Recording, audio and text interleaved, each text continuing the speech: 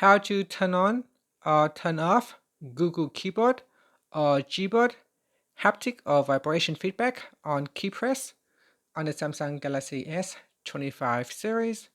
First, tap on the home button to return back to the home screen. Now from the home screen, swipe down at the top to open up Quick Settings. In here, tap on the settings icon.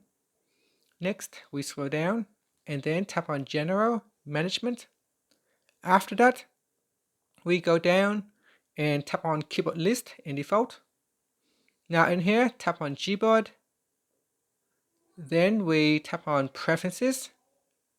Next, scroll down, and in here, tap on Haptic Feedback on Keypress.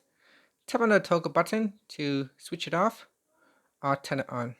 When you turn this on, and if you go to the keyboard, when you tap on the key on the keyboard, your phone will give you a gentle vibration feedback on every key that you press.